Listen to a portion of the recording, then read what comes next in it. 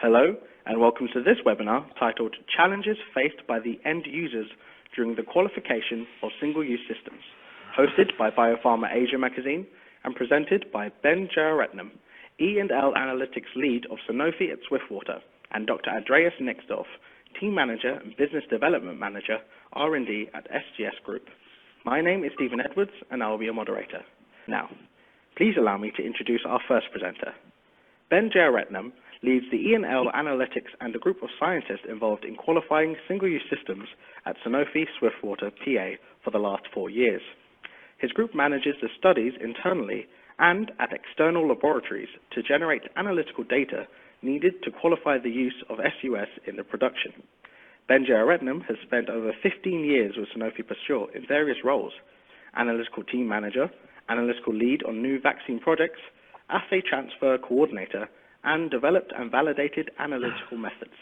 He was also a reviewer and approver of CMC section of BLA and familiar with the CTD format, and is knowledgeable in CGMP and GLP requirements. I will now be handing over to our first presenter. Welcome, Ben. Thank you, Stephen. Thank you for the nice, kind introduction. In addition to Stephen's introduction, I also like to add that in addition to reviewing and approving CMC section of the BLA, I also review and approve specifically the container closure modules to ensure the CTD is aligned with our regulatory expectation.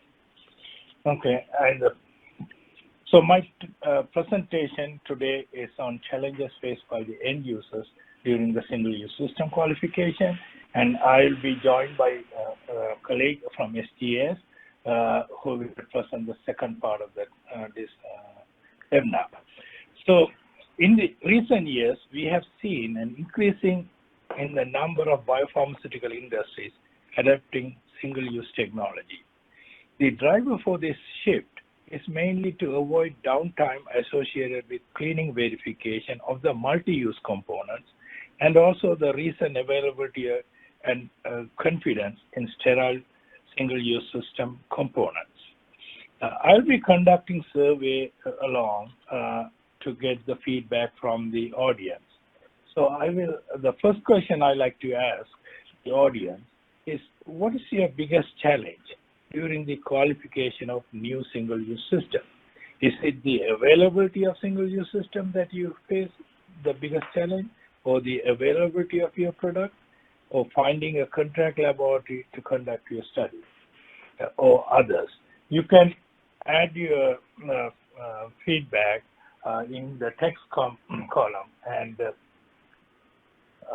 okay, so continuing, all single-use system or component used during the manufacturing process need to be qualified to prove that no components of safety concern will leach into the product stream or present in the final product, which could potentially compromise the integrity, purity, and efficacy of the medicinal products administered to the patient. My presentation today will highlight the challenges faced during the E&L qualification by the single-use system, So I will outline, as an outline, I will cover the following topics during my presentation. I will describe the qualification of process step, which I feel is comprehensive. I will describe the single-use system qualification process step, which faced by the end user. Then I will describe the challenges faced by the end users, which I have divided into 3 parts: external challenges, internal challenges, and the challenges related to the analytical study execution. So let me describe the phases of single-use system qualification exercise. Most biopharmaceutical manufacturers follow a written procedure called Standard Operating Procedure, or SOP, that is established as part of the quality system to ensure compliance with CGMP. This written procedure is also an expectation of the regulatory agency, since the regulator during an audit could request for a copy of the written site procedure followed to qualify as a single-use system. Now I like to pose a question. Does your organization have a SOP detailing the procedure to qualify single-use system? Yes or no?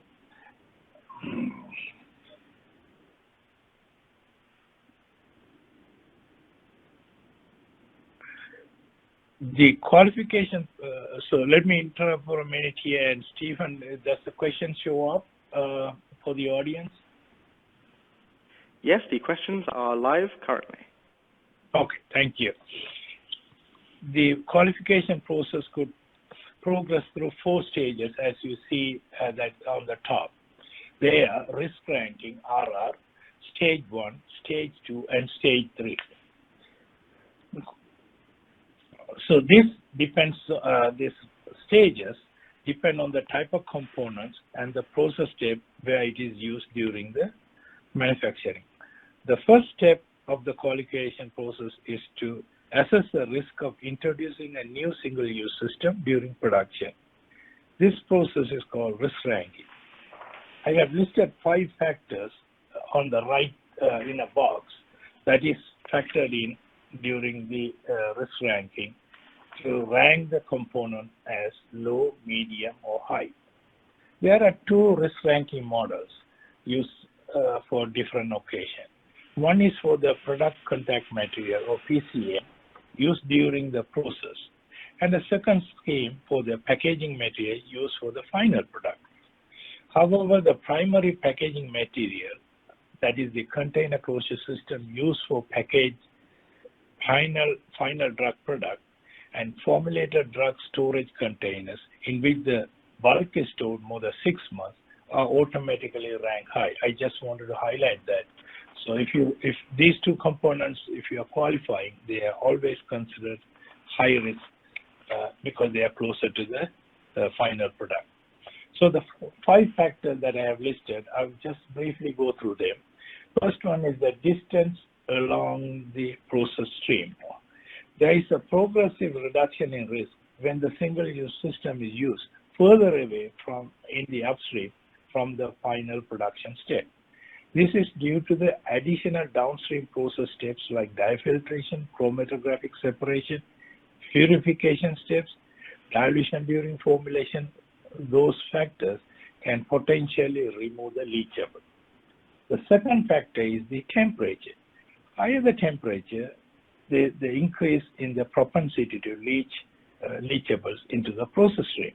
In contrast, if the process step is near freezing temperature or low temperature, it presents a passive condition with low propensity to simulate leaching. The third one is the contact time. It's the contact time between the product and the component.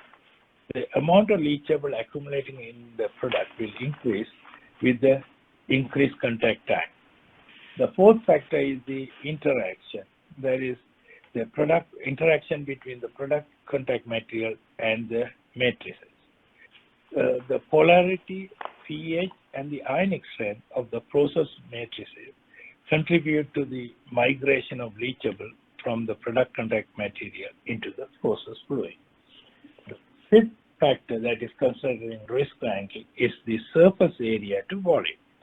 More leachables are expected with the increase in the surface area per unit volume. Risk ranking is solely based on the process condition, the property of the product contact material, and the process matrices. No extractable data is considered during this ranking. The second stage is the stage 1. During this stage, extraction data published by the single-use manufacturer is used by the end user to determine the worst-case amount that could be present in the dose, factoring in the concentration change due to dilution during the process step and the fill volume of the dose. Evaluation of extractable data alert the end user of potential leachable, even though extraction studies could have been conducted by vendor at harsh conditions with extreme extraction solvent that are not closely resembling the product matrices. So the next one is stage 2. Okay, this is when a component is ranked medium or high during the risk ranking. Additional characterization is needed. The simulation study, which is involves stage 2, involved leachables from the single-use component in the presence of process or product matrix or surrogate material.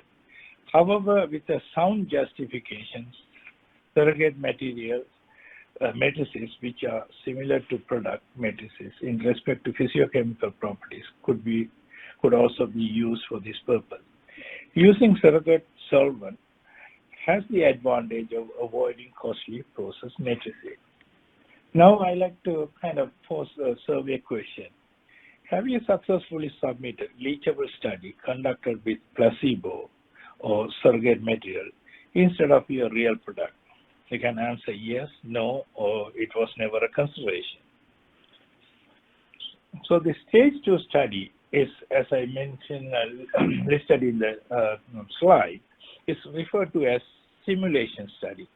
Since the study design utilizes accelerated condition to make the quick assessment of potential leachable. So most of the time, it's a higher temperature that is used. The strategy behind following this approach is that the result could mimic the outcome if the stability study at normal temperature is conducted for the entire shelf life. Okay. Now the last one is stage 3, which is a leachable stability study. This involved potential leachable, evaluation of the potential leachable during the entire shelf life, and study design in respect to duration, storage temperature, and evaluation time points. Follow the product stability study design, GMP stability design. Move on to the next slide. So now I'm going to get into the challenges, and first I will deal with the external challenges. So before I go into the challenges, I like to pose another survey question. What is your comfort level today if you are executing single-use qualification? Do you feel comfortable? Your comfort is very high, medium, or low?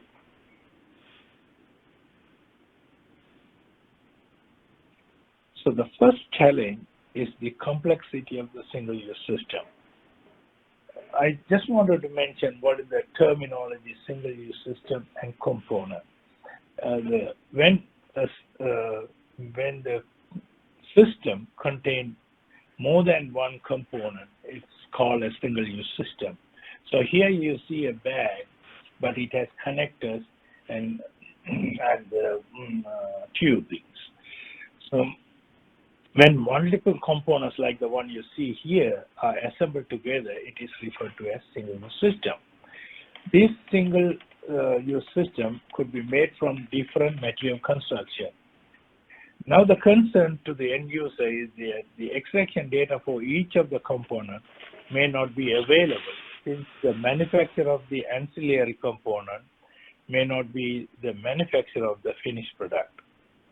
The manufacturer of the finished product may only be performing operation of molding or casting of the final single-use system. Okay. The situation could lead to the supplier's inability to provide an extraction study report, biocomparability assessment, and the information on the material of construction of all the components that went into the unit,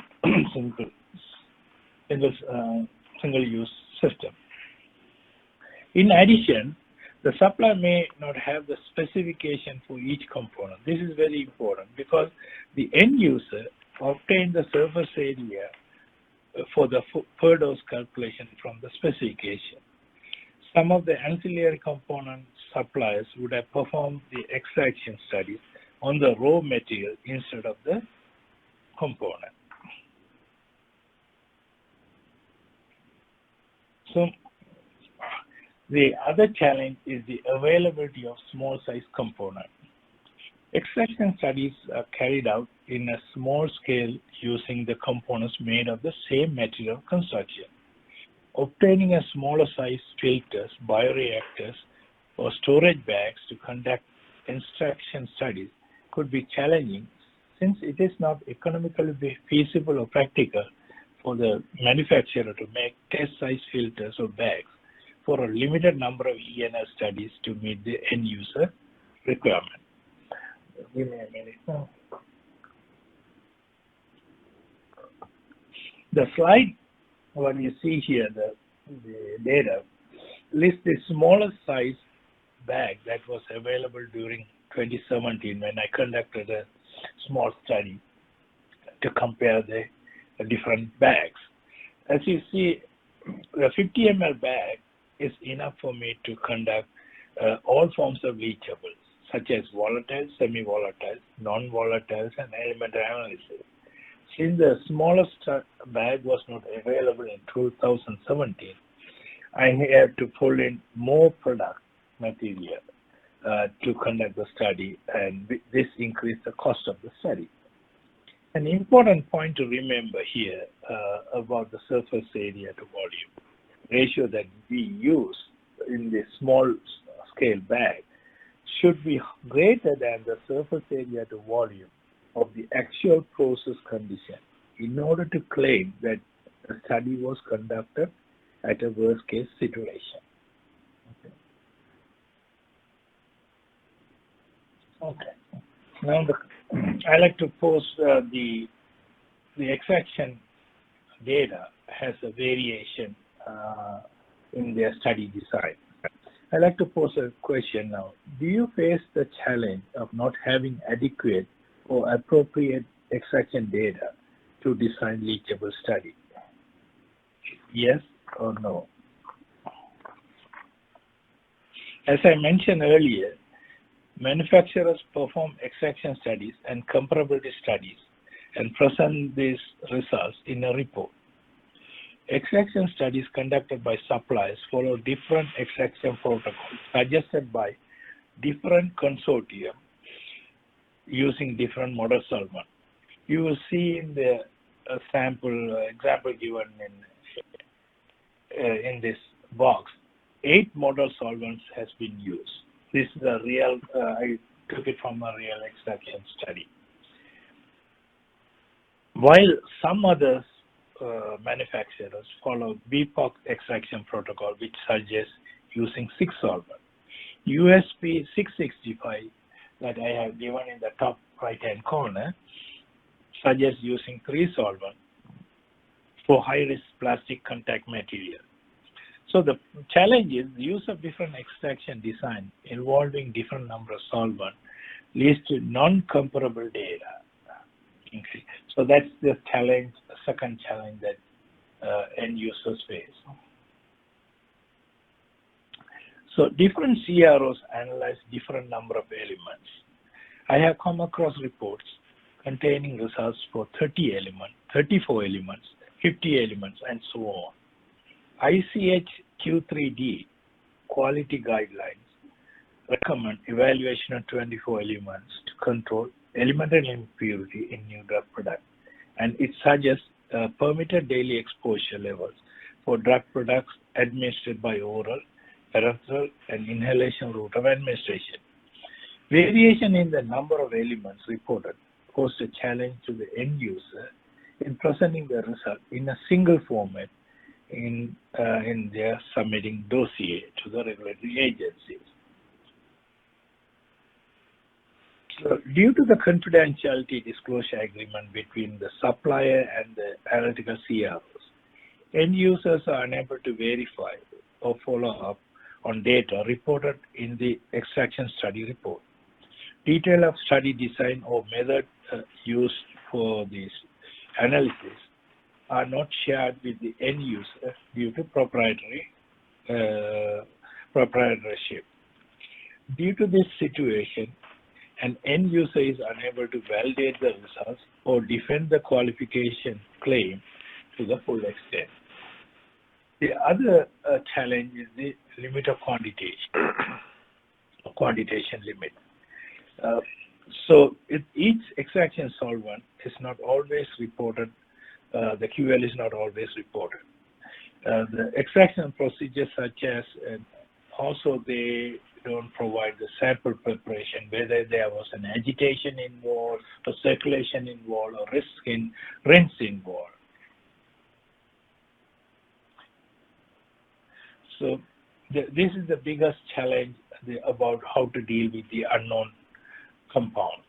I have given a table here. This is again from a report, and you can see there is an unknown compound reported at a higher level, 50 to 100 microgram per ml. These compounds are more prevalent in leachable studies that end user conduct in the presence of product matrices. What I have shown here is the extraction data, but it is also common to the leachable studies. Toxicologists are unable to fully evaluate the unknown compounds that has no number assigned by the Chemical Abstract Services CAS number. Some manufacturers release supplemental extraction report due to change in raw material or due to change in the supplier of the raw material. So these supplemental reports are not comprehensive, rather they are addendum to the previous report. So this creates a challenge because the end user have to review the extraction data from several versions to come up with the final extraction data. It is not always clear from the addendum report whether the sample preparation and the method parameters were same as the earlier study or the original study. Then the change notification. Raw material suppliers or component part suppliers don't always inform the final manufacturer of the change when a change happens. Several changes may occur without the knowledge of the end user, because if there is no communication or the quality agreement to communicate, then the end user may be qualifying something, a component that has since changed in their manufacturing or raw material. The other challenge is there are several best practices guidelines available in public domain, such as BPOC, PQRI, ISO 10993, and USP.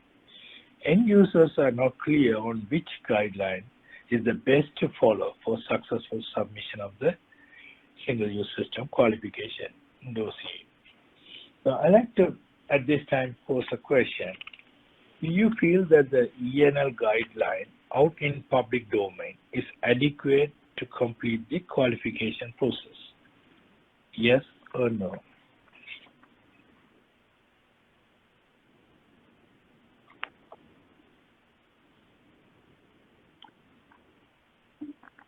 There are several guidelines and USP chapters related to the evaluation of single-use system for safety. None of them are very specific on design of study, data analysis, or how to interpret the data. Interestingly, there are no monographs published by the regulatory authorities on ENL evaluation of licensed product to serve as an example. So we have a monograph that could be used as an example or sample when writing the sub-dossier. Common Technical Document, CTD, Section 3.2.2.4, obviously dealing with the final product, P stands for product, on container closure system encompasses following subsections. First is the comparability of material of construction with the dosage form, including interaction, migration, sorption to and from the container. And the second one is leachable and extractable are provided as part of the chemical and manufacturing control of biological license application. However, there is no clear understanding among the end users on the information required by the regulatory authorities on this section. So they are pretty much titles or titles of the subsection but there is no list or example of what is expected in that section. The evaluation of safety assessment of single-use components, except of leachables, are very subjective. This is depending on who is reviewing, who in the regulatory agency is reviewing the dossier. This situation creates an anxiety among the end users on the acceptability of the information prepared for submission.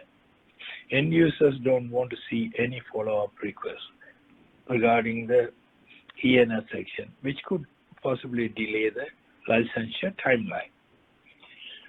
So the question I have for the participant, do you feel certain that you fully understand the regulatory expectation on qualifying the single-use system? Yes or no? Now I will move on to internal challenges. End users also face many challenges from their internal stakeholders due to the internal qualification process requirement. So, as I mentioned a little earlier, every site is supposed to have their own SOP or standard operating procedure how to qualify a single-use system. In a biopharmaceutical manufacturing setting, qualification of single-use system could involve several key stakeholders. A supplier quality board, who is involved, ensure that the suppliers are GMP and therefore follow quality guidelines. Then the process engineers who design or introduce new single-use system or replace the existing system. Then the ENS subject matter expert and then ENS study executors who really conduct the data generating studies. And they, of course, the final quality assurance and the regulatory affairs. So I like to pose a question. Do you have a clear understanding of the study design when conducting leachable studies? Okay. You can answer yes or no. Even though an upward trend is seen in the usage of single-use system in the biopharma industry, the awareness or the knowledge on the ENL qualification requirement and regulatory expectation are not well understood by all the internal stakeholders. Okay. Naturally, I'm closer to the ENL, but not everyone in the process is familiar with the requirement. Further, the contribution of ENL activity to the value chain is in doubt for many internal stakeholders. You know, for the project or the other stakeholders, unless there is a regulatory concern or any news out in the domain, it is a lost, forgotten activity. Due to this situation, the ENL activities are not scoped when a new system, single-use system, is introduced to the bioprocess or packaging system. Most of the time, the physical properties are evaluated, but not the leachables are evaluated. Also, it is not practical to employ a full-time ENL SME on all manufacturing sites. So some sites don't have a ENL SME on site who could advise or guide the other internal stakeholders. ENL qualification requirement come to focus at a later stage of the process and product development and not always get high priority. ENL SME or ENL study executors may not be informed in real time of the intent of the introduction or change of single system. Okay. Even though these changes are controlled by change control procedures, ENL executors are not being involved in the change assessment could lead to some surprise. There is no clear guidelines as to which stage the product product development should be, at which ENL should be carried out. Okay, so there is no clear guidelines. Do we do the ENL at phase 2 or phase 3? Okay. Ideally, end users like to start the ENL evaluation as early as possible in order to manage unforeseen issues that come up, and which could lead to the develop and validate method to quantitate potential leachable of safety concern. End users often face the dilemma of being unable to get representative material of the final formulation. This is due to one of the following reasons. Non-availability of the representative material of final formulation, the process parameters has not been finalized. I like to point out that most of the time, process parameters are finalized just prior to phase 3. So any ENL evaluation carried out prior to phase 3 may have to be redone if there is a change in the process parameters and the instruments used, like filters and bags. Also, the process validation most of the time occurs during the phase 3. So in this situation, end user has no option other than to use expired material or surrogate material to perform initial screening method. The method that I said is like the stage 2 studies. However, this study is considered a development study and not a qualification study because the data was generated from a non-representative material. So if this strategy is followed, the end user will not have the study completed by the time of filing, depending on the shelf life of the product. As I mentioned earlier, there is a possibility that the request for assessment of single-use system for ENL safety could come at a later stage of the process of product development. However, general expectation from the larger internal stakeholders is to complete the ENL requirement without impacting the scheduled target submission date. This situation could lead to the expectation of completing the time-consuming ENL qualification activity in an accelerated manner. That is another challenge the end user face. There's not enough time to complete the study. Stakeholders sometimes don't realize that the stage 3 qualification of single-use system of a high-risk component will require a leachable profile evaluation during the entire shelf life. So they need this shelf life to perform the stage 3 leachable study.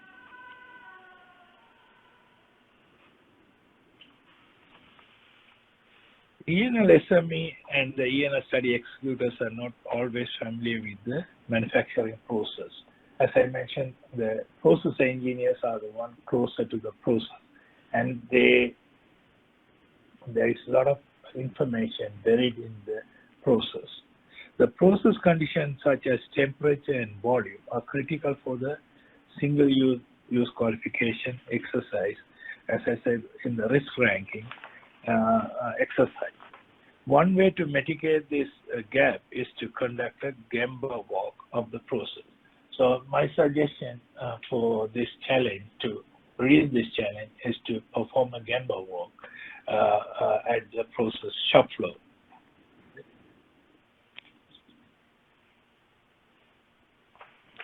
Biopharmaceutical industries and the end users of single-use system are not clear on the number of lots need to be evaluated. This is a common problem. There's a little bit of confusion whether to use 1 lot of, or 2 lots, or 3 lots. Okay. Then the question is whether is it 1 lot of drug product and 3 components, or 3 lots of drug product with 1 component. Okay. So then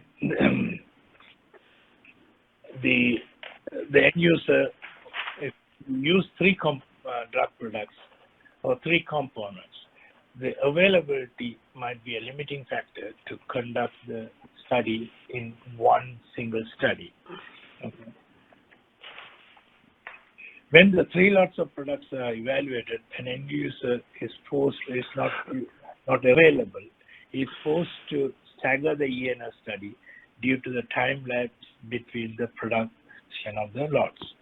Since statistical evaluation could not be performed on semi-quantitative data from the screening method, some end users question the need to evaluate 3 lots, which is ideal for statistical analysis.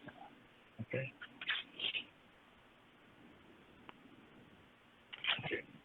So, completion of all phases of new single-use component qualification requires monetary and resource allocation. So this is a concern. The budget needed to provide the ENR support is relatively substantial compared to the R&D budget. Most biopharma companies outsource the leachable testing needs, and some industries go to the extent of hiring part-time consultants to guide and support the single-use system qualification. There is no clear understanding by the end user at which stage of product development to initiate the ENR evaluation. Unplanned or post-qualification changes that can happen by way of formulation change or raw material change. Okay. Sometimes these changes are implemented by the process owners or process engineers without the knowledge of the component qualification team, that is the end user, or the study executor.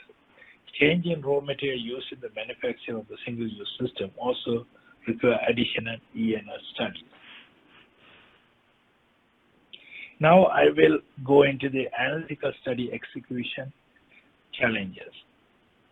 End users conduct ENR studies to identify leachable in the presence of product, as this is a regulatory expectation.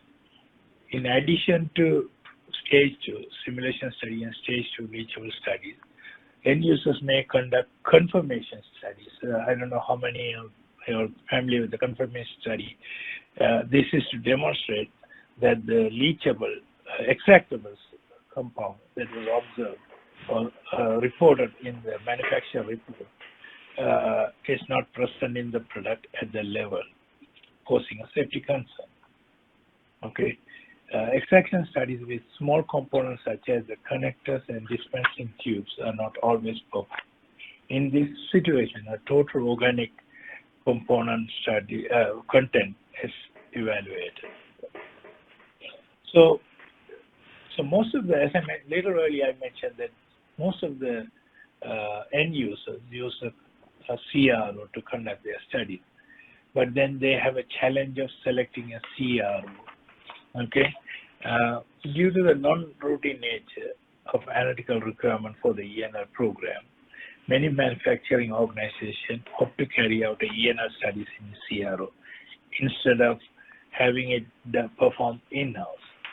Ad hoc testing forces the end user to scramble to find a CRO who is audited for quality operation.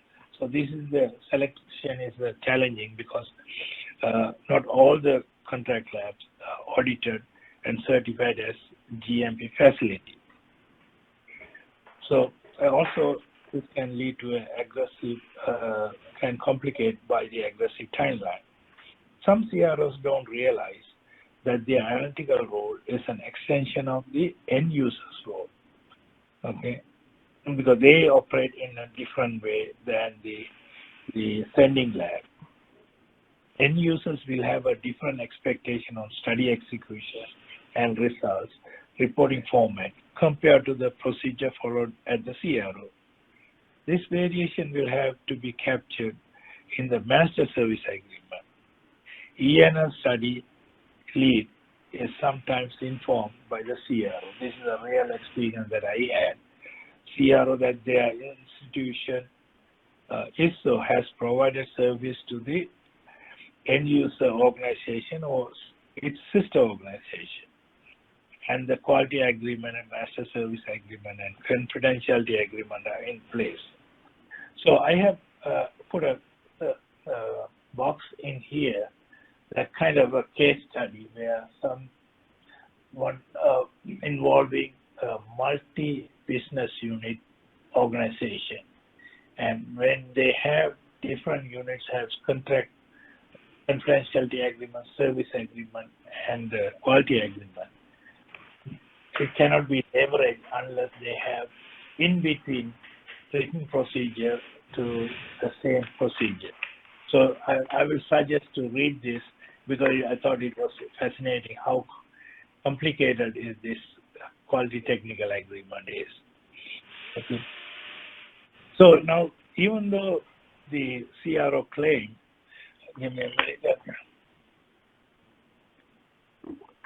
even though CRO claims that they have a technical agreement, but it doesn't go into the methods and the competency of the analyst involved in extractable, leachable testing. So this what it leads to is the end user have to conduct a scientific audit of the CRO. Okay.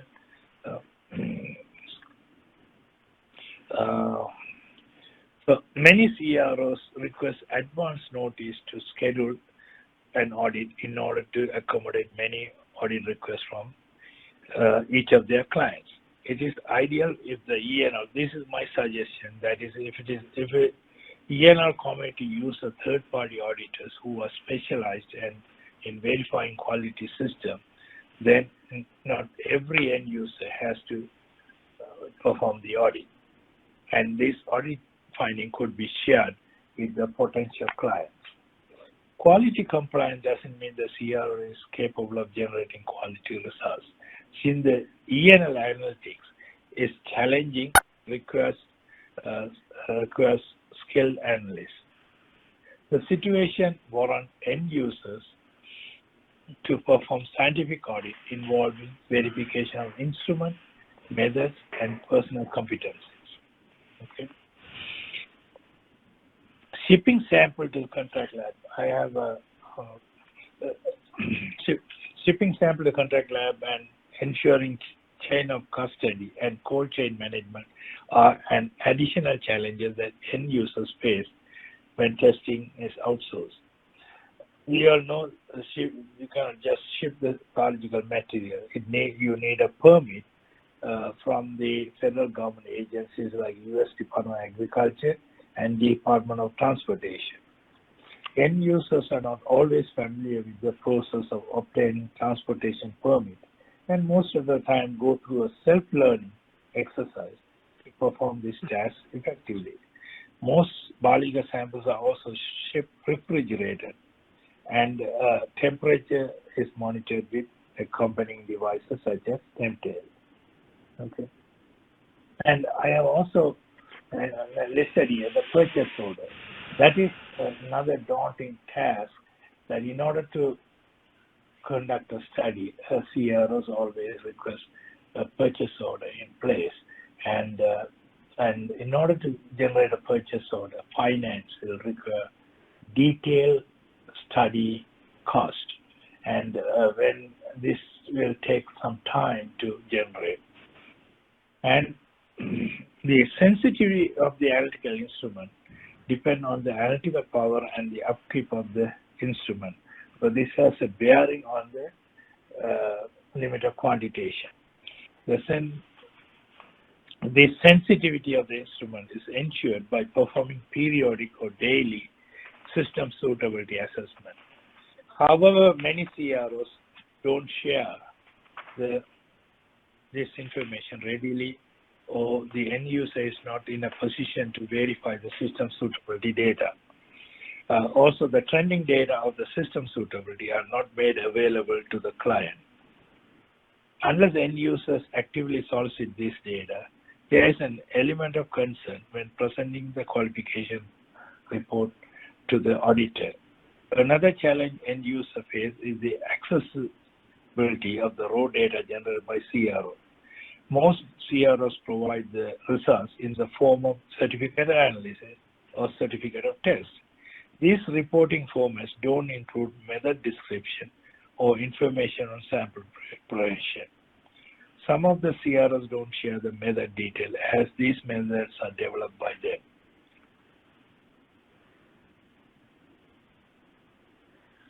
So I'd like to pose a question now before I talk about the other analytical challenges. Do you experience the need to dilute the sample to manage the analytical challenge? You can input whether you have experience, yes or no.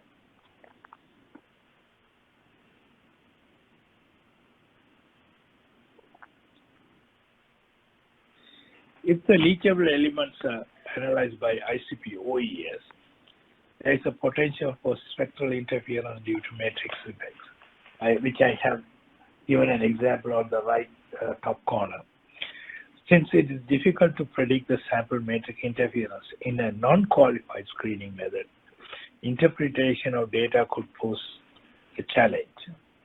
Sometimes there could be a disparity on the understanding of the validation procedure between the end user and the contract lab. Some CROs combine the method development and validation into one activity, which I have noticed. CRO tend to define the method parameters, acceptance criteria, etc., from the results generated during the validation execution. This situation could pose a challenge if the manufacturer's guideline dictates to establish a method with demonstrated robustness first and then validate the method using the protocol where acceptance criteria defined. So this comes into play when we see leachable compound above the safety concern threshold. Also, screening methods are not amenable to ICH validation guidelines since there are no off-the-shelf authentic standards for all the compounds of interest. It is very common to encounter planned and unplanned deviation, okay, which is managed by corrective action and preventive action. Biopharmaceutical manufacturers will have their own deviation management system procedures, contrary to the CROs have their own way of dealing with the CAPAs. And sometimes the end users find out that the procedure followed in the contract laboratory is misaligned with their site procedure. So this is another challenge. This situation is realized after the deviation has occurred. Okay, and the last one is how to deal with the stability chamber temperature expression. How some CROs don't report the stability chamber temperature expression in a real-time manner. So that can lead to a challenge too. My last slide is about the unknown. I dealt with this earlier, but I'll go into how this is a challenge. The identity of the ENR compound and toxicological assessment are carried out separately due to the specialized nature of this function. Okay, this situation requires a coordinated effort by the end user to complete the single-use system. Not all manufacturers of biopharmaceutical products have toxicologists on staff and may rely on external services provided by the CRO or a toxicological consultant. This situation poses a challenge to the end user to get the toxicological assessment completed on time because we need the toxicology assessment to determine whether target analyte specific method needs to be developed and validated. The validity of the term unknown has been questioned repeatedly at ENR conferences. Okay, one can call the unknown as unknown, known unknown, while the other can call it as unknown yet to be identified. To add to this confusion, compounds are sometimes reported as percentage match, especially this is with LCMS data. It is reported as percent match, so with uncertainty. This situation leads to circumstances where the qualification report contains information with some ambiguity. Okay. Now I'll discuss about compound about SAT. Safety evaluation of leachable observed above safety concern threshold or SAT is required. Okay. The PQRI recommends that SAT of 0.15 microgram per day and 1.5 microgram per day for oral inhale and nasal drug product, and for parenteral and ophthalmic drug product respectively. These levels are used by end users to calculate the analytical evaluation threshold or method's limit of quantitation. Okay. End users like to start the method development and validation to the quantitative leachable of concern with a calculated AET while waiting for the toxicologist to complete the assessment. However, this approach incurs costs that could be avoided if the toxicological assessment is completed quickly, okay, or if there is a safety evaluation assessment available in public domain for the compound or interest. Unfortunately, safety information on leachable is not commonly shared. This is one of the situation, because it is considered a proprietary information of the CRO who identified the compound. Okay. So if you conduct a study in parallel while the toxicologist assess the safety, it can increase the cost because then you may have to redo the screening. The last point is, since the screening, most of the time leachable studies are conducted by screening method. It is not a quantitative method, and the numbers are not reliable. It is an assumption. So in summary, I like to finish my presentation that qualification of single-use system is not well defined. Further, the ENL committee is still in discussion to define a harmonized best practice, which could be easily understood and followed by the end user. And thank you, and I hope you understood all the challenges, and you can email me. I have given my email address and the cell phone number that you could reach if you have wanted to have follow-up discussion. Thank you, Ben. Once again, I would like to remind our viewers that there will be a live Q&A session at the end of the webinar.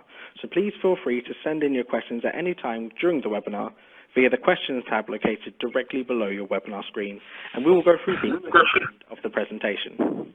Now, please allow me to introduce our second speaker. Dr. Andreas Nichols has been with the SGS Group in Germany since 2007 and is currently Senior Project Manager in the Life Sciences Division with a primary focus in extractable and leachable products. Dr. Nixdorf has a strong background in quality control testing of finished drug products and analytical method development and validation, residual analysis of different biological and polymer materials, and has been dealing with analytical challenges and questions for over 20 years. With a PhD in organic chemistry, majoring in mass spectrometry, Dr. Nixdorf has worked for various contract laboratories and was head of a laboratory for about 8 years. I'll now be handing over to our second presenter. Welcome, Andreas. Thank you very much for your kind introduction, and Ben, thank you very much for your impressive presentation. So I think I will continue the challenges, but at the end I hopefully can also present you some solution associated with the E&L assessment associated with single-use system. You know that single-use processing equipment is increasingly becoming a part of biopharmaceutical development and manufacturing, and this has made it necessary that we acquire a clear understanding of risk management and testing requirements. Most of the single-use components, such as bags, reactors, filters, and tubings, are made from different polymeric materials, and each material will show up different chemical resistance against use conditions. So the risk that leachables or impurities may be unintentional introduced in the process stream has increased the risk of contamination of drug product with hazards.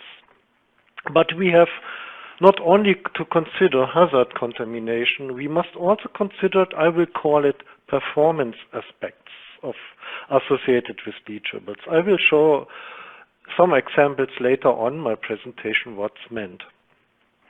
For that reason, risk mitigation strategy must be developed to allow a quantitative and qualitative risk assessment with regard to these impurities. And I will call them impurities and not leachables. And I will explain why. This can be shown in my next slide.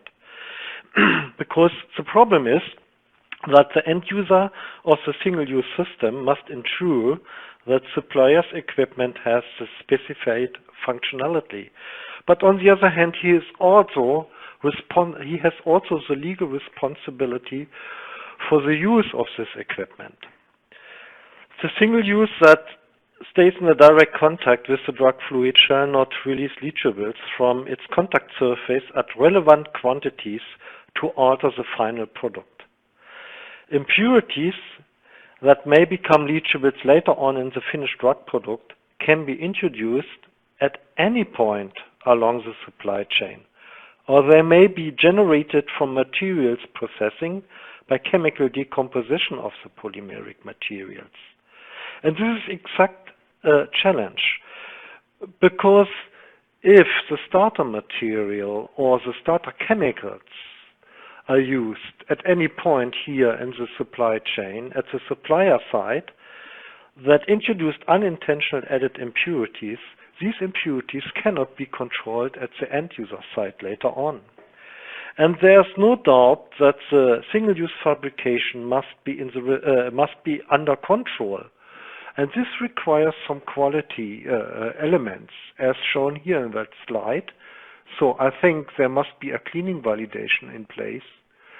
A qualified equipment must be used. You need a change management, risk management, and so on.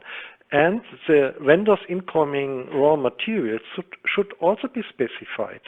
So I think the first what we have to do, we have to address the question, which kind of quality system shall be used at the supplier side? Who makes the decision? What is a pure starter material or not? So I think there must be put a legal responsibility in place. So in this slide, these typical quality elements must be in according of ICH Q10. So that means ISO 9000X. So it's not suitable, expect they contain these quality elements in the quality system. So let me make a definition at this slide, because a polymer is often made from blends of repeating chemical units of different chain lengths. And this slide shows some definition taken from the European REACH guideline. Does anybody knows what REACH mean?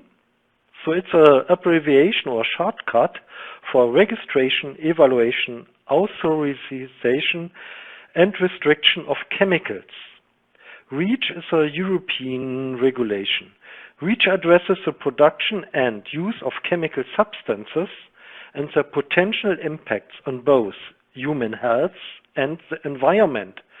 For that reason, I refer to this chemical classification as shown in that slide. I think we must distinguish between those plastic-related substances that are embedded and uniquely dispersed within the plastic structure, and those that are cross-linked to the polymer by chemical reactions.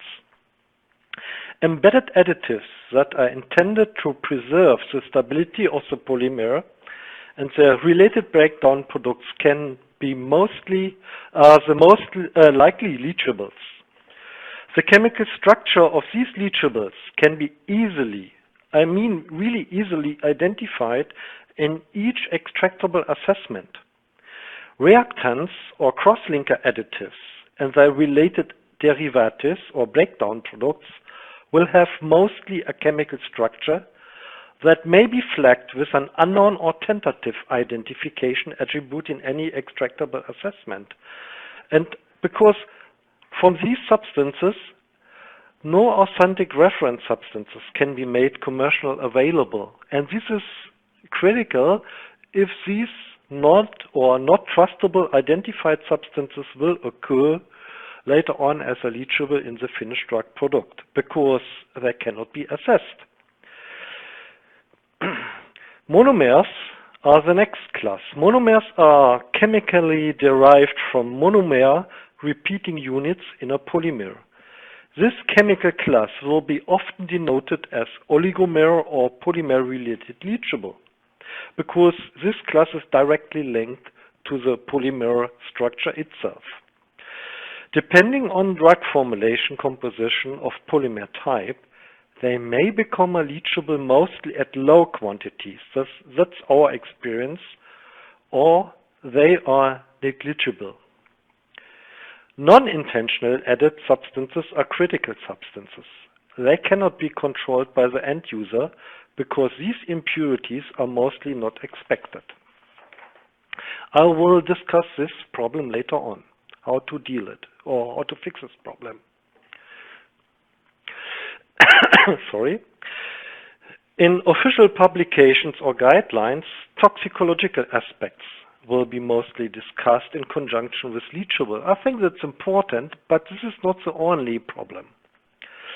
But there are also other aspects being considered that touches economic aspects or the stability of the drug formulation or efficacy problems. Nevertheless, there is some hope because a lot of leachables that are introduced from single-use system into the biopharmaceutical downstream process may be cleaned out by diafiltration or by chromatographic purification techniques. But there remain some concerns with regard to the risk of contamination by interaction with the drug fluid. I know about 80 publications which leachables have caused some problems. I will call them performance problems within the pharmaceutical process. Because what you could have, as shown in the next slide, are shown here. So what you could have if you have a protein drug active, for example, and maybe fatty acids are often used as plasticizers in lipophilic polymers that may leach out from the polymer in the drug fluid. So there could be an instability of the protein, because you could have also aggregates that are associated with a high concentrated fatty lipids. So on the other hand, the multi-step manufacturing process for the protein drug substance and final drug products generates a variety of process-related impurities and provide many opportunities for potential product contamination. I would make a difference and classify them generally into two categories, microbiological and non-microbiological.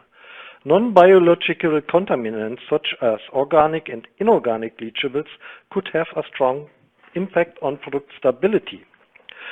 This must not necessarily be of toxicological concern, but unstable drug formulation is not very funny. But we have a lot of clients, they are faced with exactly this problem. Polysorbate, for example, contains own leachables that are originated from its storage container interaction, or for example by chemical aging of the polysorbate with the time. And peroxides are often present in many excipients because of their auto-oxidation process during storage. Peroxide has a significant impact on oxidation and aggradation of protein during lyophilization, because significant oxidation can occur even when the protein formulation is frozen. The oxidized protein is more prone to aggradation during lyophilization process. And another example of precipitation or aggregates are shown here. For example, tungsten is used during syringe manufacturing and can leach out in a significant amounts in the funnel region of a pre-filled syringe and facilitate formation of protein particles.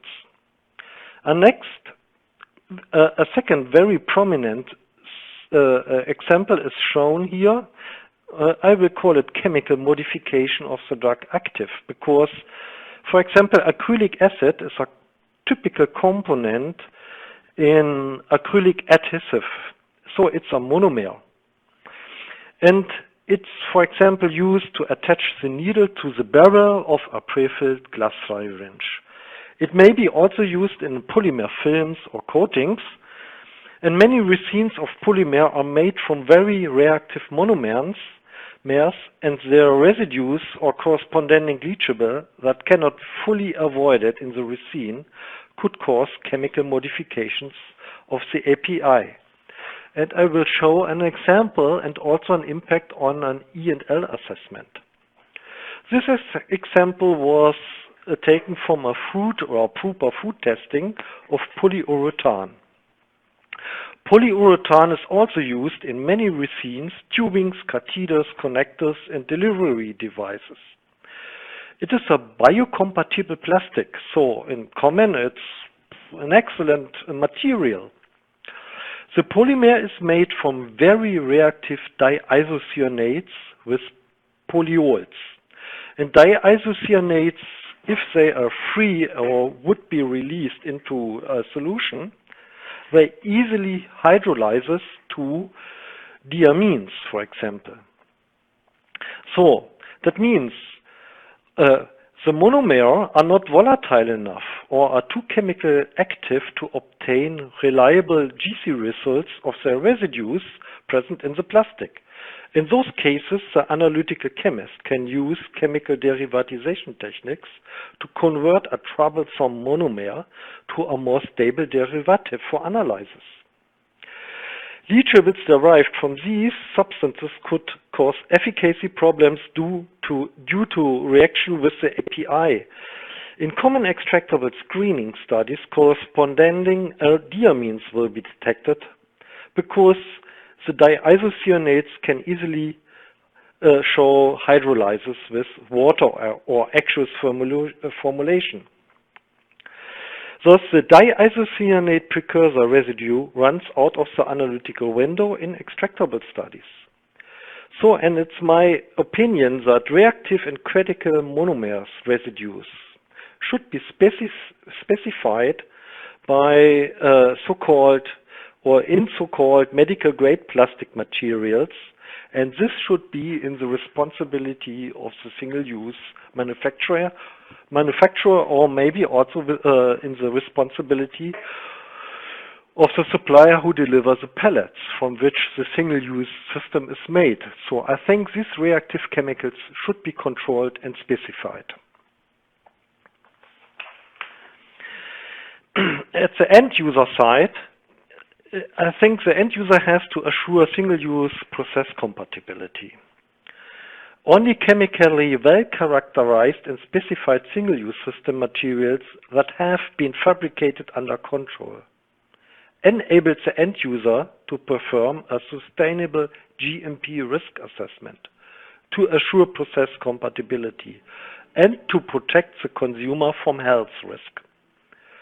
So-called expected or likely leachable that have been discovered and identified in the extractable study are manageable by the end user.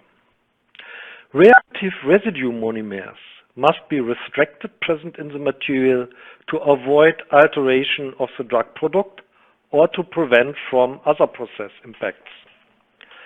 This requires to establish residue specification with regard to the critical single-use components, what should be in the responsibility of the supply industry. This also includes the control of chemical purity of raw materials or starter chemicals from which the single-use components are fabricated.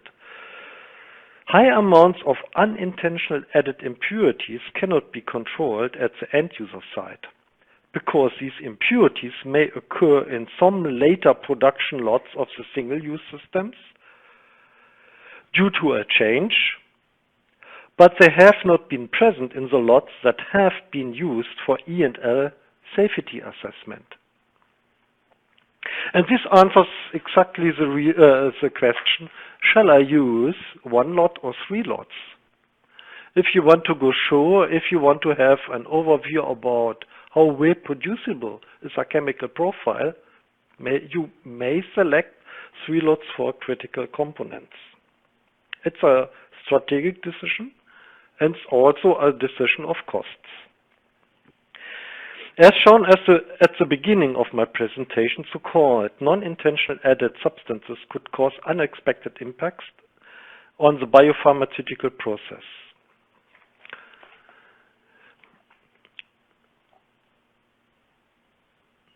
So that means you see here the circle, only the end user can control the additives, embedded additives, or the breakdown.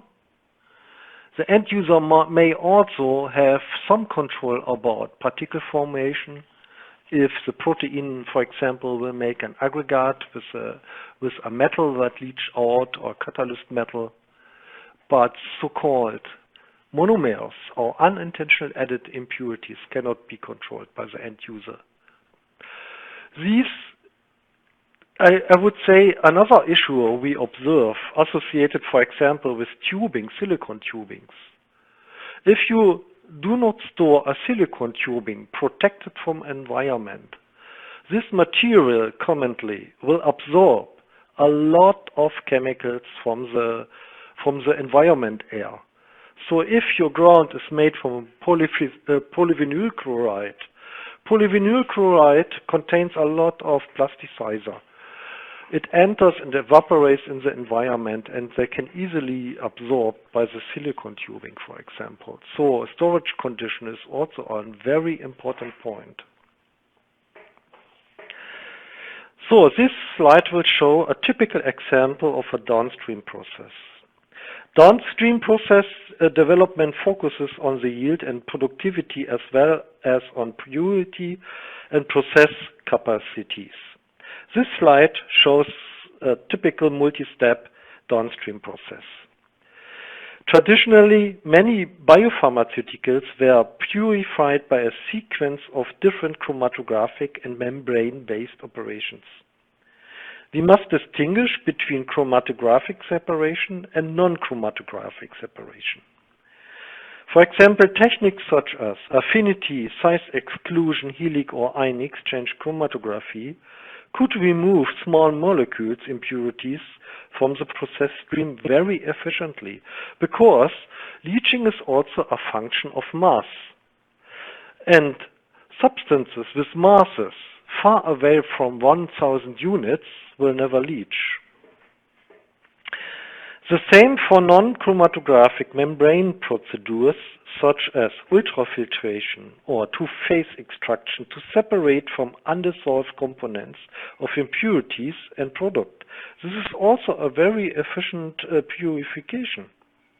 Precipitation is also an excellent method for purification. Impurities consists of product and process-related components as well as contaminants. With regard to leachables, all single-use components such as tubing, membranes, and bags that have a large contact surface to the process stream could accumulate leachables over the process into the finished drug product. Time, temperature, chemical composition of the process stream, and the chemical nature of the material from which the component is made are the 4 dimensions that must be considered to address a risk that a plastic component has. In addition, you can shift the risk scoring to lower or high levels by considering effective purification operations. The closer we are moving towards the last filling step, the higher the risk that a leachable end up in the finished drug product. For that reason, we would need a clever strategy to profile a leachable situation along the process. The minimum what you can do, we have to screen for leachable after sampling of solution from the process stream. If relevant leachable quantities have been determined by multiple orthogonal analytical techniques, and root cause must be performed to explain from where they have been introduced. So you have to identify the source for leachables. That allows a change control, for example. Later, requires an E&L correlation. So what to do? We will start with a risk assessment. This is to establish risk mitigation strategy that allows, according guideline, a toxicity assessment, but also consider performance problems. And to establish controls, so that means analytical measures to enable an E&L correlation, both qualitatively and quantitatively. In our first pass, we would look in the extractable data from safety information or validation guide as from the supplier.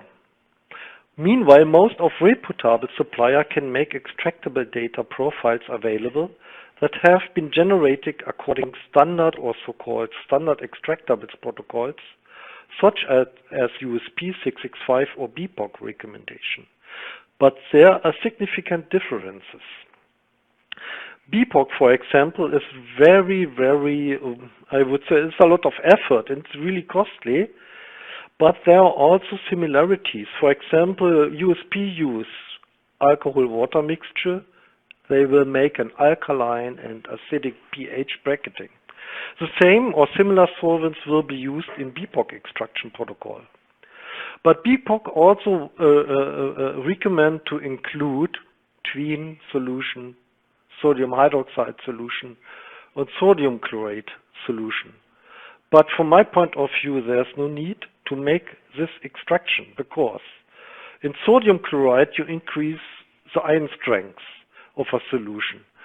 Most single-use systems are made from lipophilic polymers.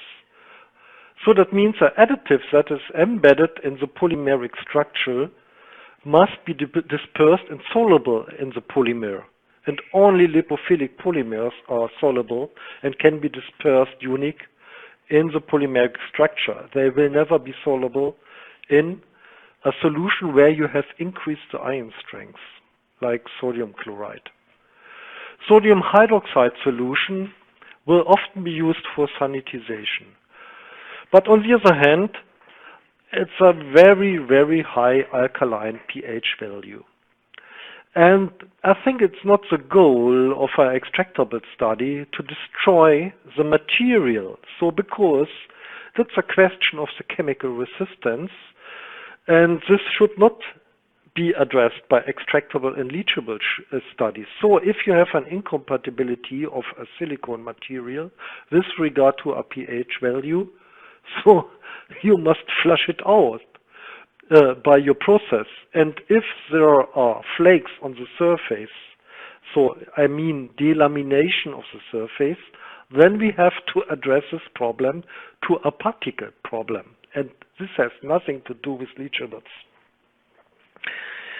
So, and tween is really critical because you will never find any leachable in a tween solution. So there are different analytical reasons for that. So in tween you need a validated target analysis. But what you should do is you should make a critical audit of the quality of the vendor data. Because if the data are not complete or you think, oh, they are not so trustable, you should supplement them with your own data. You should do a risk scoring by using typical ICHQ9 tools from, also, there exist also some literature references I will show in the next slide, where you can read some example how to conduct or carry out a risk scoring according to your biopharmaceutical process. The next is identify those critical components and determine analytical measures to control the risk. Identify those expected hazards from the extractable data that poses a health risk for the patient with regard to the finished drug product. Then the next step is to determine analytical evaluation threshold for unknowns and well-identified substances, to determine specific tox limits that based on daily permitted exposure limits. So why shall I use an AET based on the TTC or SCT even if the target substance is known? the toxicologist can make a correlation with toxicological data, and maybe for this substance, a specific limit can be calculated much more higher than for an unknown. Define sampling points along the process line that includes also last filling step. You should do the sampling at the beginning, at the middle, and the end of the production process to collect a representative set of samples. Why at the beginning? Because you start with your production campaign, and you may flush out higher quantities from the process stream at the beginning. Later on, the leachable level drops down and decreases. But on the other hand, the interaction likelihood is higher, because with the process time, some of the surfaces of polymeric material may swell and could release higher quantities. For that reason, define more than one time point. In cases where the extractable data represents a well-characterized profile, so that means this well-characterized profile is represented by mostly confirmed and confident identified extractables, you should do a semi-validation that corresponds to the corresponding analytical method on the drug product. So that means you will spike into the drug product by using authentic reference standard and then collect from the last filling step, and then you can make an OS decision or not. So because you need accurate quantities, so a limit test would be sufficient. I will show an example later. Analyze for leachables hopefully below the limits. This is to have a precise quantitative value of the leachable to make an OS decision. The question remains how to deal with the poorly or poor chemical profiles where most of the extractables at higher amount have flagged with an unknown or tentative identification attribute. So one answer can I provide to you: if the toxicologist cannot calculate a specific permitted daily intake of a substance, you must assume that the analytical evaluation threshold based on the TTC 1.5 microgram per day or the FCT 0.15 microgram per day is correct. The next slide shows some key publications. So I would recommend to read this key publication because I have not the time to dive deeper into the details, but you should read this recommendation, and you will also find here in the BPOC forum, as published in 2017, also some example where they have proposed how to conduct a risk assessment. You will find an example in there. So this publication will reflect state of the art.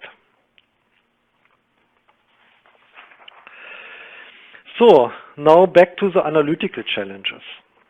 Non-validated target screening will be mostly applied for semi-quantification of both extractables and leachables. You quantify against a surrogate standard. But we have different effects to consider. The first are the spectral interferences. So in fact you would need a two-detector system, maybe one for quantification and a mass spectrometer. You can use it for peak purity. Yeah.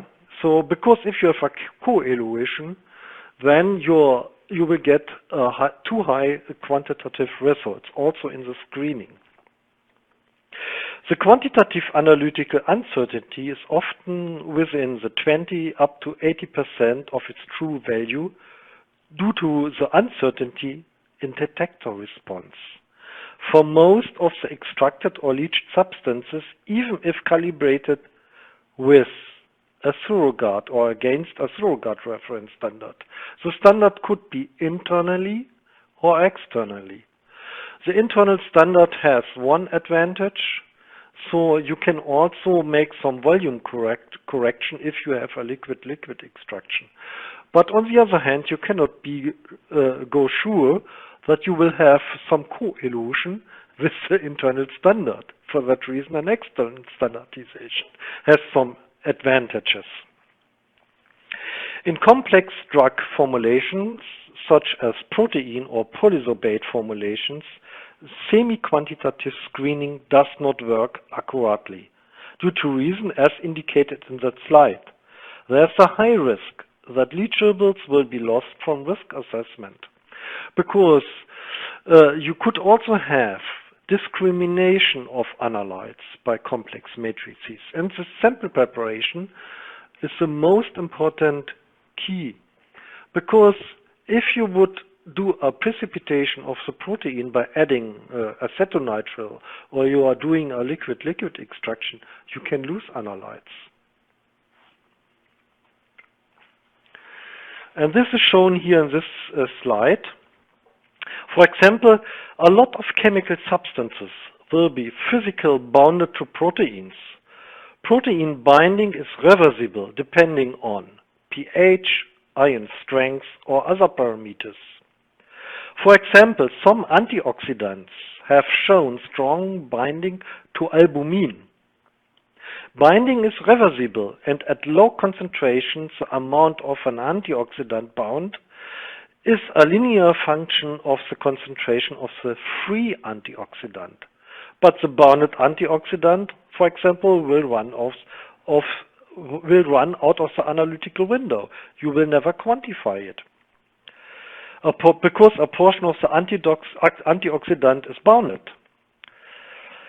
For example, hydroxycarbonic acid, such as cinematic acid. Cinnamic acid is a breakdown of an antioxidant, are able to bind spontaneously to the protein molecule with different affinity depending on the number of the position of the hydroxyl groups. In any leachable screening, the large mass protein must be removed by sample preparation methods. If the sample preparation is not validated, the leachable may be lost from assessment and not discovered. On the other hand, leachables method must be qualified to discover both identified, and also that means expected leachable, where the structure is known, and unexpected leachables at low concentrations, where the structure is mostly not known. So, and the question arises how to deal with the leachables that cannot be discovered by analytical methods in the drug solution due to matrix effect, how to deal with known unknowns or poorly tentatively characterized extractables or leachables, and how to quantify leachables at trace levels. Because a 50 nanogram bisphenol A in a drug solution, like in a protein solution, you cannot quantify by screening methods. So what we have to do first is we have to understand the extractable process. So I will come back to this problem, quantitative problem, in the next slide. What is the proper amount of an extractable that should be liberated in the controlled extraction? There are three possible answers, as shown here. The controlled extraction should establish a total amount of an extractable that is present in the test article. So that means exhaustive extraction. The controlled extraction should establish an absolute amount of an extractable that can be extracted from the test article. The controlled extraction should establish the absolute amount of an extractable that will be potentially accumulated in a drug product during product use conditions. So, the latter case, the case 3, will be analyzed in a leachable use or shelf life study. The case A, that means exhaustive extraction.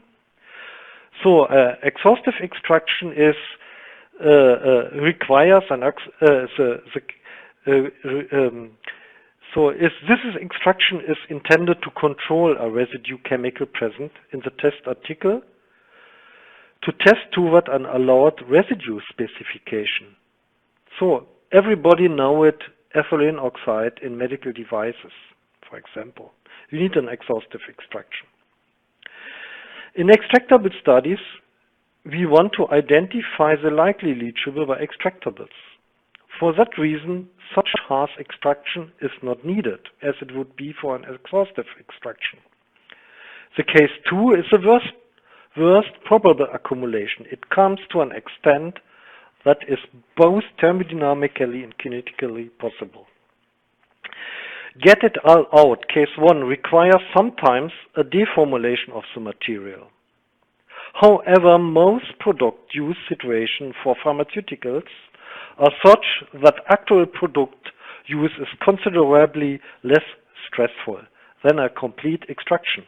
For that reason, the extraction conditions for single-use system must not be so harsh as it would be for example, for a finished packaging. And the difference is that a container closure system is staying in a long-term contact with a drug formula, whilst a single-use system will stay, in a case of a filter system, for 1 week, only several days. Maybe if you have an intermediate storage, you are closer to the container closure system. Safety will be assessed with the leachable, whilst the leachable strategies will be designed based on the extractables. A chemical substance that has been discovered in extractable profile must not necessarily become a leachable under use conditions. If the extractable and profile is presented by unknowns at higher amounts, so the extractable profile is not reliable or well characterized, we cannot do a robust tox assessment for that reason. Analytical evaluation thresholds for unknowns must be guided by a default TTC threshold. So the values are mostly very low for biopharmaceuticals, and we are running in a so-called large volume problem. Unknown quantities cannot be validated later on in the leachable profile, and with complex drug formulations, you cannot trust a discovering and quantitation of these leachable works robust. So you have to find strategies to reduce a big problem to a smaller one. I think in this slide you see 3 circles. The first circle represents the extractable profile, where the extraction has been carried out under harsher extraction conditions. So you have higher temperature, you use harsher solvent that interacts with the polymeric material or with a single-use system. At the end, leachable safety assessment will be carried out on the leachable side, that means on your drug formulation. And if you have a complex matrix, you can discriminate the discovery of some of the leachables. For that reason, so you can do a simulation. Simulation is a worst case leachable, or where you do select the extraction or migration conditions very close to your process that facilitates the identification of the low concentration leachables. Since during the extraction, we will extract a much higher amount from single-use system compared to its normal use. The simulation migration conditions may be selected close to those of the use conditions according your process. Solvent mixtures that mimic your drug formula will be commonly used to avoid a discrimination of the leachable discovery. In this respect, the test remains a valuable tool for quality control. The entire manufacturing system should be tested for finished drug product impact by testing the finished for leachables. Every contact material used in a manufacturing process should be sufficiently well characterized that its selection can be justified. Extractables can be used for materials characterization to have a maximum quantitative screening amount of extractable present in a material that can be correlated with the amount of leachables that have been yielded under use conditions. In cases where the extractable profile has been characterized by many extractables found in that profile, due to harsh extraction conditions, you should do a simulation study to filter out what is relevant. Leachable simulation indicates the relevant extractables as probable leachables.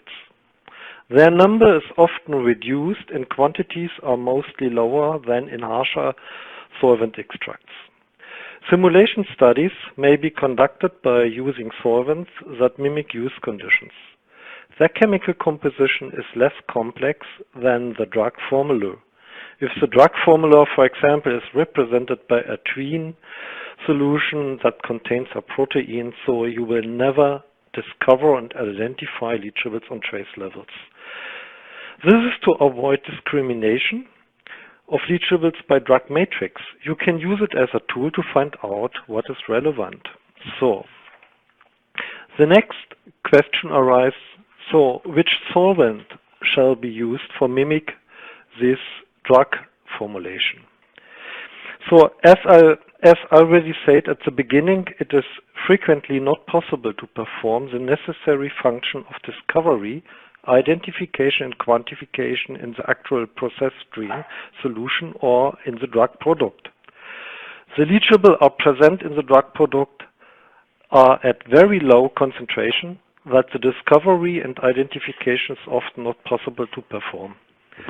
For simulation, you should select solvent mixture that allows discovery and identification of the leachables. A simulation study provides that extractable profiles that is the closest to the product's leachable profiles.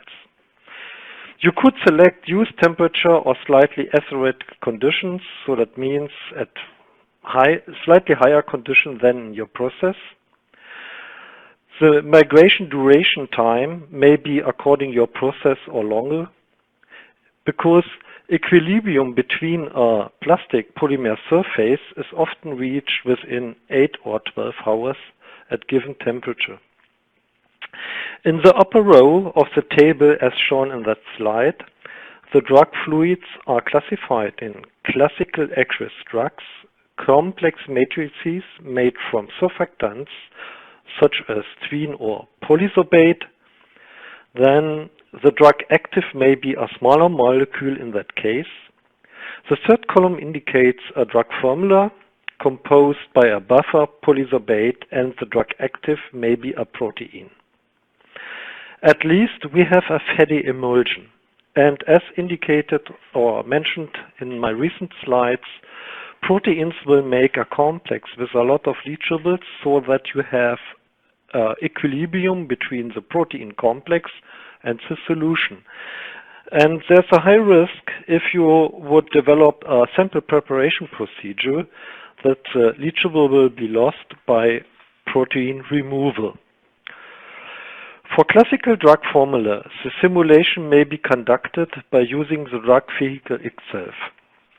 In contrast, for the protein and tween-containing drug fluids, organic aqueous mixtures may be used, and for the lipophilic drug emulsion, you have to apply a bracketing approach, because an emulsion is mostly a fatty mixture. You can use, for example, isooctane or an aqueous alcohol mixture.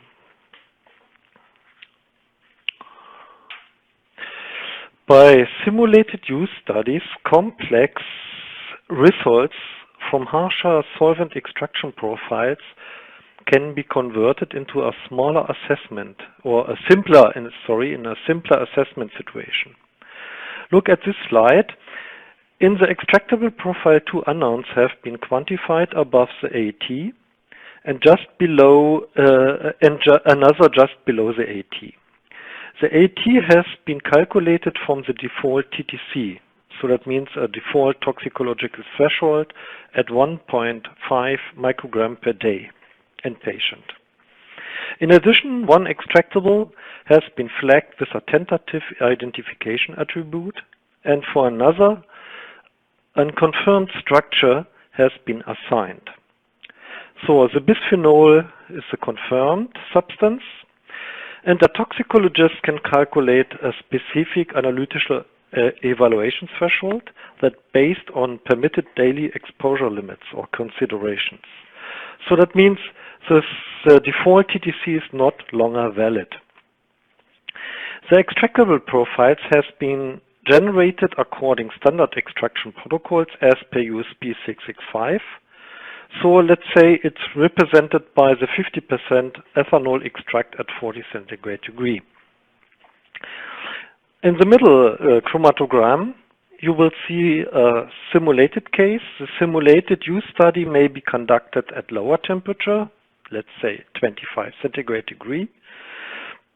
So that represents your use conditions. And the tween solution that contains the protein has been simulated or mimicked by 20% ethanol solution. The simulation result is shown in the middle chromatogram. By simulation conditions, the major unknown has been filtered out. It drops below the default TTC line. The tentatively identified substances may be represented by an aromatic carbonic acid. It, swings just around the default AT line. The bisphenol A has been assessed being critical by toxicologists. So you may include the tentative identified substance in your leachable study strategy. For method validation, you could select a chemical similar surrogate standard. For bisphenol A, the toxicologist has calculated a substance-specific analytical evaluation threshold, and you can select an authentic reference standard that, for quantitative limit test validation. So, leachable methods must not so rigorous validated as it would be for routine quality control methods. In this example, the bisphenol A was spiked at AT concentration at 50 nanogram per milliliter level into the drug product matrix.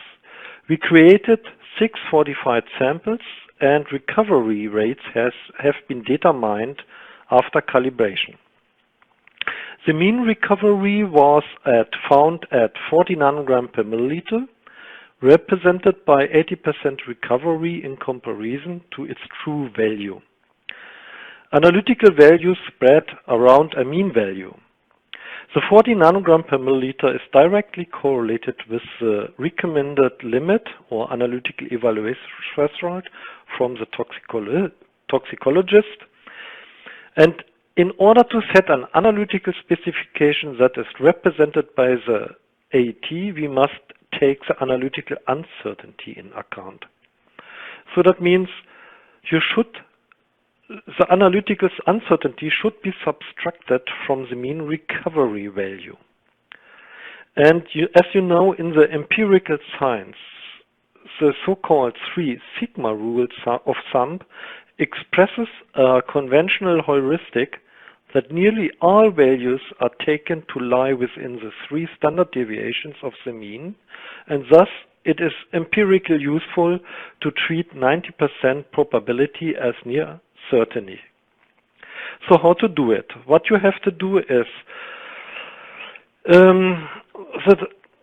calculate the average of the observed data by your spiking experiments. So then calculate the standard deviation from your spiking experiment, which is simply by the square root of the variance. Calculate the 3 sigma, which is 3 standard deviation below the mean. And then this value will be subtracted from the mean recovery. And at least you have an analytical limit that correlates with the toxicological recommended limit at 31 nanogram per milliliter. If you would perform only 3 repeating spike determinations, you should use the 7-fold of the standard deviation. So that means we have correlated the analytical uncertainty with the recovery, and we have set an analytical limit, and if you exceed this analytical limit in your leachable study, you have an OS result. So in summary, we have to distinguish between likely leachables and the extractables. Use leachable simulation strategies to filter from what is relevant and not relevant. And in any case, in complex drug formulation, screening does not work. You need a validated target analysis, and in a minimum, you can do a limit test. And it's also strongly recommended if a substance has been confirmed by structure, a toxicologist should calculate a substance-specific analytical evaluation threshold. So that means that the default TTC is not longer valid. And if an unknown detected above the default TTC, so that means you have no choice, the project team must assume the default TTC is correct, and then you have to make a strategic decision with regard to your assessment. So, my last slide, I'd like to make you aware that we have 3 Center of Excellences that offer E&L service to the client. One is located in the United States, very close to Fairfield, New York. Then we have a second Center of Excellence that is located in Wiesbaden, very close to Frankfurt, and a third one in Shanghai in China. And Mumbai, so India, is coming up soon.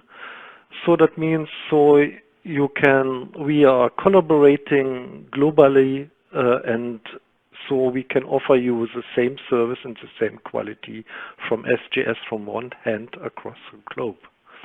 Thank you very much for your attention. So I'd like to hand over to the moderator. Thank you, Andreas. And now, unfortunately, we have run out of time for the question and answer segment of the webinar.